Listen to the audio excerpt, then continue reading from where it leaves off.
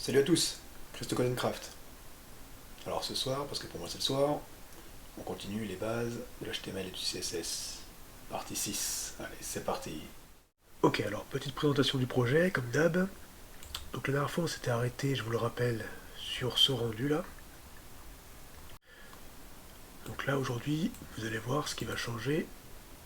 Donc vous voyez là déjà. Et ici surtout ce qu'on va changer, c'est ici, c'est le formulaire en fait, comme je vous l'avais dit dans la partie 5. Ben, on va styliser le formulaire. Et vous allez voir, pour ça, on va faire appel à deux librairies en fait. Allez, on y va. Ok, alors déjà, on va se mettre ça comme ça. Hop, on va sortir ceci. Voilà. Donc, le formulaire, bien sûr, il est en bas, l'HTML là. Alors, je sais pas si vous vous souvenez, si vous vous souvenez, c'est la partie 4, je crois, où on avait codé en fait le formulaire. Donc on avait fait appel en fait à ces choses-là, là, les fa là, vous voyez les fa là, ça c'est en fait c'est du font awesome, font awesome, et en fait font awesome, donc je vous montre ici le projet final.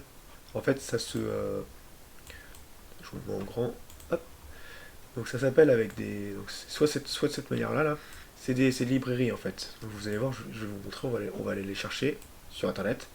On s'ouvre notre navigateur préféré, en l'occurrence ici Mozilla Firefox. Alors, soit vous avez le site là, mais je vous déconseille personnellement de le faire comme ça parce que c'est un peu galère. Là, le site, en fait, vous inscrivez, tout ça. C'est quand même bien de s'inscrire. Mais le mieux, en fait, c'est de taper par exemple soit CDN Fontaawesome. Fontaawesome, en fait, les CDN, en gros, c'est les librairies que vous appelez à distance. Vous avez soit les CDN ou soit les mines, en fait.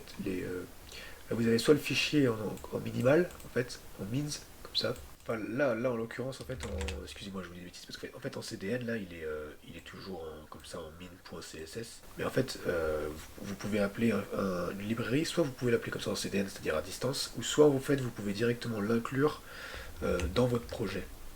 Donc, je vais vous montrer les deux. Donc ici, vous pouvez faire copy link tag, si je me trompe pas. Et en fait, on vient ici, on peut le faire en dessous le titre là. On fait ceci, on fait copie, on fait CTRL V, hein, tout simplement CTRL C, CTRL V, j'ai fait tout simplement. Et donc là, vous voyez, il est là. Alors, ça, ce que vous voyez là, ceci là, l'integrity, en fait, ça c'est du chat, c'est un algorithme de hachage, en fait, c'est une sécurité, c'est du chat 512, donc c'est, excusez-moi, c'est une grosse sécurité en fait. Le 512 c'est en 512 bits. Donc voilà, c'est au cas où en fait si quelqu'un voudrait vous pirater votre truc, ça lui prendrait des milliards d'années pour. Enfin, je sais pas si vous vous rendez compte de la longueur du code là, mais bon, c'est vraiment énorme ce code là. Et bon, en vrai, je vous le dis, ça sert pas à grand chose de mettre ça. Donc on peut, franchement, on peut l'enlever ça. Donc on vient tout simplement ici là, et on vient supprimer tout ça, enfin, sauf bien sûr, on met le hop comme ça, voilà. On vient supprimer tout ça et là ça suffit en fait. Et donc là vous avez font awesome qui est appelé en fait. Il est appelé à l'extérieur. Mais si vous voulez, vous pouvez aussi font awesome. Alors le mieux pour font awesome, moi je préfère toujours l'appeler à distance. Mais vous pouvez aussi l'inclure dans votre projet là, hein. Ouais, alors donc je ne vais pas vous le montrer pour font awesome, parce qu'il faut s'inscrire, etc. Comme je vous le disais, c'est un peu galère. Parce que des fois il y a des bugs.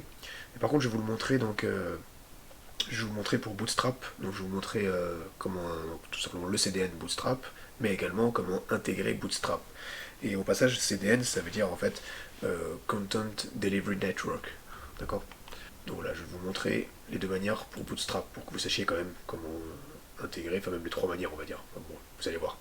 En pratique, c'est toujours plus simple à comprendre. Et donc en gros, pour Bootstrap, je te montre, toujours pareil, hein, tu vas sur ton navigateur, de manière tu tapes donc soit tu fais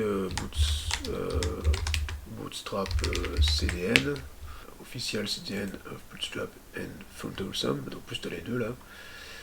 Donc tu as jsdelivery.net. Donc soit tu fais comme ça, en fait tu fais déroulant là, puis là tu as directement ça c'est directement donc pareil en fait, directement la ligne en fait, la ligne de code que tu copies-colles, c'est le link en fait, le lien. que tu vas directement après envoyer là. Hop, tu vois, tu te mets ça là, tac. C'est pareil, t'as toujours pareil, t'as le chat, le chat, là c'est un chat 384. Bon. Donc, quand je t'ai dit, tu peux l'enlever ça. Et là, donc en fait, là, t'as Bootstrap dans ton projet aussi, qui est intégré comme ça, en distant, ce qui est bien parce que du coup, ça prend pas de place dans ton projet en fait. Et sinon, tu as l'autre manière en fait, c'est que tu viens de créer ici un nouveau fichier, et tu l'appelles par exemple bootstrap.css par exemple, et en fait, tu viens après te prendre Bootstrap en fait. Donc pour ça, tu vas dans ton navigateur, tu tapes Bootstrap téléchargement par exemple, ou download, et Bootstrap téléchargement, tac tac, tu vas sur Download Bootstrap, et en fait, ici, compile CSS LJS. Oui, donc en fait, ici c'est tout simple, vous faites juste Download. Ici, hop, alors moi je suis sur Linux, voilà. Alors ici, donc dans les téléchargements, hop, alors vous avez soit donc pour JS, pour JavaScript, mais nous pour l'instant on fait pas de JavaScript, en fait soit donc en CSS, donc vous avez tout un tas de fichiers là, donc soit vous le prenez, pardon excusez-moi, soit vous le prenez, alors vous avez Bootstrap, tac tac que je dis pas de bêtises, soit comme ça là, je crois que ça va être celui-là, ou soit alors vous le prenez en min. Alors en fait en min c'est minimal, de toute façon je vais vous montrer, en fait en min, vous allez voir que c'est, de toute façon on va directement se l'inclure directement dans le projet. Vous faites extraire vers, et puis vous trouvez votre fichier là. Alors, hop, moi c'est dans bureau. Moi c'est celui-ci là, qui va d'ailleurs après s'appeler partie 6 bien sûr. Donc c'est là, et puis là, hop, on l'extrait là. Donc voilà, ça me l'a mis ici. Donc en fait, j'avais même pas besoin de le créer directement. Ça m'a créé un dossier avec. Bon, sinon on peut le supprimer du coup. Hop. Et donc en fait, vous voyez ici là. Voilà, alors ça c'est le Bootstrap. Ça, c'est vraiment le Bootstrap en entier, qui lui prend pas mal de place. Par contre, ce qui est bien, c'est que vous avez tout le détail. Donc en fait, vous pouvez, ça c'est quand vous voulez faire des projets un peu plus complexes, vraiment qui vont faire appel beaucoup à Bootstrap, mais là ça va pas être notre cas. Donc là, je vais vous montrer plutôt le min. En fait, le min, ça va être le Bootstrap, mais en minimal. Et donc c'est celui-ci là. Hop, et en fait, vous allez voir. Donc celui-là, on va le supprimer ici, le dossier là. Hop, on va le supprimer. Et donc pareil, on vient se faire là, il est où, extraire vers, tac, pas, tac, tac, tac, voilà, je l'ai créé là, hop, et en fait là, vous voyez, ça c'est, en fait c'est écrit sur c'est une seule ligne de code. Alors on pourrait croire que c'est plusieurs lignes de code, mais en fait c'est une seule et même ligne de code, ça. Vous voyez. D'ailleurs, je crois que si on fait, ah non, ça marche pas comme ça, mais bon, du coup en fait ça prend 100 fois moins de place, quoi. Parce que c'est une seule et même ligne de code. En fait, vous voyez, le code, il est complètement compressé. Ouais. Donc voilà, c'était juste pour vous montrer les différentes méthodes pour appeler une librairie, en fait, hein, intégrer, en fait, Bootstrap. Donc là, on va déjà pour te faire un petit raccourci, donc voilà, donc si tu veux, tu peux, bon, je t'ai supprimé l'integrity, là. Donc si tu veux, tu peux le garder toi comme ça. Moi je te le mets en commentaire, donc je te rappelle pour commenter un contrôle maj hop slash, ok. Donc moi je préfère me le garder comme ça en min, ok. Voilà, toi si tu le veux en CDN, en général on fait plutôt les trucs les liens en CDN parce que c'est beaucoup plus simple, hein. Ça ne sature pas votre projet en fait. Mais bon, c'est bien aussi de l'avoir en local, hein, parce qu'au cas où si t'as pas internet, bah, t'as toujours ton bootstrap. Bon, bref. Donc maintenant, comme dirait l'autre, on descend et finit la parlotte. Comme dirait l'autre, place au jeu. Et moi je vous dis, finit la parlotte, place au code. Alors déjà, ce que tu as pu voir, si tu étais attentif sur ton propre projet, si tu suis en même temps que moi, bah, tu vois en fait que là, ça t'a mis par défaut, hop, tu vois là, ça c'est Bootstrap qui fait ça. Par défaut, hop, ça te met les liens comme ça. Les liens deviennent, au passage de la souris, ça devient coloré, tu vois. Et pareil, ici là, ça t'a mis les icônes en fait, de Twitter, Facebook et Instagram, mais t'as vu, elles sont toutes pourries, quoi. C'est vraiment nul, quoi. C'est pas encore ce rendu-là, tu vois, ça n'a rien à voir. Ok, donc on reste sur cette vue-là. Aujourd'hui, on va faire bien sûr que du CSS. Voilà, l'HTML c'est fini, en fait, c'était juste le fait de faire appel à Photoshop et Bootstrap. Donc on vient se mettre ici. Ici, j'avais mis un petit commentaire. Donc on code le CSS du formulaire au prochain épisode. Hop. Alors, on va déjà venir se faire un petit appel aux formes, en fait, au formulaire. Je vais quand même à chaque fois te montrer à quoi ça correspond. Tu vois, ici, on avait appelé, hop, dans la partie 4, si je ne me trompe pas, donc on avait appelé, tu vois, le form, qui vient englober donc toute cette partie-là, tu vois. Hop, toute cette partie-là est englobée par le formulaire, qui lui-même est englobé dans un footer. Ok, c'est le pied de page, tu vois. Donc c'est tout ceci, là, tu vas voir. D'ailleurs, aussi, prends l'habitude d'utiliser les DevTools, hein, parce que tu vois, hop, tu vois, après tu peux te le mettre sur le côté aussi, les DevTools, tac tac, ici, là, ancré à droite, par exemple, là. Tac tac, dans le CSS, la petite flèche, donc c'est juste pour vous montrer, en fait, voilà, le footer, c'est tout ça, tac, il est là, non, il est même là, plutôt, ça c'est tout le footer, et dans le CSS, bref, voilà. Donc prenez l'habitude en fait d'utiliser les DevTools parce que vous allez, ça vous met les pixels, etc. C'est vraiment très efficace. Vous pouvez voir le padding, les margins et tout ça. Donc voilà, prenez l'habitude de travailler comme ça, c'est important. Ok, donc voilà, donc on vient se coder le formulaire. Alors déjà, on va faire donc une margin. On fait juste une margin auto. Hop, margin auto. N'oublie pas le point virgule toujours. Ensuite, donc on va faire un padding. Un petit padding de 5 px à gauche, 0 à gauche, ouais, px 0 en haut, 50 à droite et 50 en bas. Non, à chaque fois je me trompe, c'est pas à gauche, c'est en haut, à droite, en bas, à gauche. Ça finit à gauche en fait. Ça finit à gauche les pixels comme ça quand vous déclarez le margin ou le panier, la marge ou la marge interne. Ensuite, on vient se faire un petit background. De toute façon, vous allez voir le résultat après. Hein. Background, il n'y a pas besoin de faire forcément. J'ai mis un background color là dans mon projet final, mais en fait, il n'y a pas besoin forcément de faire un background color. Vous pouvez juste faire un background. J'avais mis la couleur bisque. Hop. Voilà, ça donne ça. Et ensuite, donc une size. Alors la size, ça c'est pour la taille en fait du texte, etc. Là. Donc une size hop, de 15 px, ce qui donne, voilà, souci. Vous voyez, il commence à prendre forme. Hein. Donc on a déjà notre petit, il y a même un petit bouton, enfin vous allez voir après ça, on va modifier le reste. Ensuite, donc le border, juste on va finir là-dessus, border radius, donc ça c'est vraiment pour la base ça c'est pour la base du formulaire, donc 12px, voilà. Alors ça c'est pour, en fait le border radius c'est pour, c'est pour le contour là, je sais pas si vous voyez bien, c'est pour le contour ici, hop, parce que moi j'aime pas les trucs tout carrés, voilà, c'est pour ça que je fais ça comme ça. Bon, vous faites ce que vous voulez, hein. Si vous voulez pas mettre de border radius, hein, c'est libre à vous, chacun ses goûts. Comme dirait l'autre aussi. Après donc, ici on va faire, on va mettre l'input et on va mettre une virgule et le texte area, n'importe quoi, hop, les accolades. Donc ici je vous rappelle, hein, ça c'est les inputs, hop, et le texte area, il a, vous voyez, donc les inputs ils comprennent le place order nom et le place order email. Alors les place orders c'est ça là, c'est ce que vous voyez là affiché là. Vous voyez, là vous pouvez.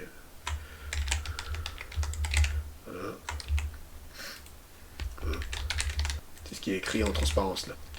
Pour dire en gros, bah ici tu mets ton email, ici tu mets ton nom, ici tu écris un message, ok. Ça les placeholders. Les placeholders. Et donc ensuite tu as le text area placeholder, c'est pour ceci, d'accord. Donc ça on va modifier ces deux là plus celui-là, ok. C'est parti. Donc déjà on fait une border déjà on met pas de border, on fait border, en fait on met border noun, parce que je vous rappelle que des fois par défaut il met des borders, donc nous on lui dit border noun, et on met une width, c'est-à-dire une largeur de 55%. Ok, tac, regardez la différence. Hop, vous voyez déjà, ça a mis en forme là. Bon, là ça fait un truc dégueu, mais parce qu'en fait on n'a pas mis de... Pour l'instant on n'a pas défini chacun des attributs, vous allez voir, on va le faire. Donc, ensuite on fait un... Donc là, parce qu'on met un padding, donc du coup ça va le faire, vous allez voir. On met un padding de, non pas 12, de 15 px en haut et en bas, et 10 px à gauche et à droite. Je trouve pas, c'est comme ça qu'on dit. Pareil, on peut voir aussi avec les... Hop, je vous mets plutôt en bas pour qu'on y voit plus clair. Les DevTools. Tac tac, qu'est-ce que je voulais dire? Vous voyez là, en fait, ça nous a décalé. Là, voilà. Et maintenant, on va venir, donc, les... hop, on va faire une margin. Margin, j'ai dit. Donc, une margin de simplement 1 px. Et pourquoi j'ai mis 0? Je ne sais rien du tout. Bref. Ouais, si. Une margin d'un px est de 0. Voilà, ça décale légèrement là, vous voyez? Ça décale légèrement. Si on ne met pas le 0, ça change que dalle. En fait, voilà. Simplement, on met ça, on peut mettre... c'est comme après, c'est comme votre convenance. On peut mettre 2px. Hein. On peut mettre 2px, ouais, c'est pas mal aussi, voilà. Donc, voilà, par exemple. Ensuite, on va mettre une font size. La font size, donc c'est la taille de la police, en fait. Une font size de 1.2 rem, j'ai mis. Voilà. On va enlever les DevTools parce que ça me perturbe. Hop. Là, 1.2 rem. Tac. Et border. Une border solide. D'ailleurs, on aurait pu mettre une faute family aussi. Quoique, je sais plus si elle est définie déjà ailleurs. Alors, par défaut, ça va nous mettre une open source de toute manière. La family, parce que normalement tout est dans le body. Oui, tout est contenu dans le body, donc voilà, par défaut, ça met open source. Donc là, c'est très bien. Donc, border, on met solide. Et border radius. Je vous rappelle le rayon, hein, comme là. Donc on va mettre, alors je vais changer plusieurs fois, tester plein de trucs, majuscule ça sert à rien. Donc 6px là, 6px en haut, 3px à droite, 5px en bas, et j'ai mis combien? 12px à gauche. Hop, ça fait un petit style en fait, oui ça fait un petit style. Par contre, oui. Ici, pour que ce soit moins grossier, on peut se rajouter ici, donc juste 1px en fait. J'ai testé là, c'est beaucoup mieux. Hop, on se met un px, ça fait plus léger je trouve. Voilà. Ici la solide, la derrière solide, vous mettez la taille en fait de la bordure, l'épaisseur de votre bordure en fait. Voilà. Donc là c'est fini pour ceci, on va se faire le bouton, on le sépare. En fait c'est ici là, c'est l'envoyer. En fait je l'avais testé déjà avant.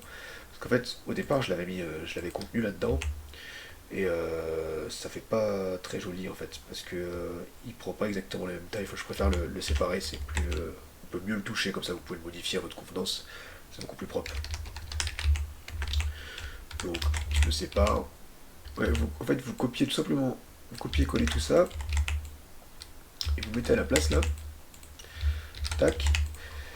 En fait, c'est le truc, c'est que en vérité, on n'est pas forcément obligé de faire ça, je vous dis bêtise, parce que en fait, c'est si on n'avait pas fait appel à Bootstrap, en fait, je vais vous montrer vite fait. Bref, en gros, je ne vais pas rentrer dans les détails, mais en fait, si vous ne faites pas appel à Bootstrap, ça peut poser des problèmes.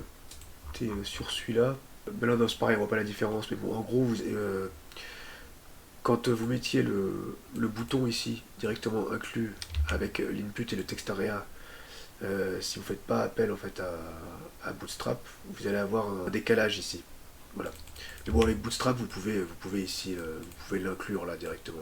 D'accord. Ça ne changera rien. Et voilà. Après, vous faites comme vous voulez. On va le laisser comme ça, c'est beaucoup plus simple. Ouais, donc ensuite, il reste juste donc c'est ID icons. Attendez que je me trompe pas quand même. que j'avais marqué. Hop. Ouais, c'est celui-là. Donc vous allez voir, c'est les icônes font awesome. Et également, c'était pour le copyright. Ici, là, donc pour le copyright, donc je l'ai appelé comme ça. Hop, on peut venir sur le copier-coller là. Hop, toujours l'ID, c'est comme ça qu'on l'appelle. Hein. ID, copyright. Je vous le dis aussi au cas où, hein, quand on débute, des fois ça peut un petit peu nous embêter, ça, nous faire douter les lignes comme ça là, le surlignement comme ça, les vagues là.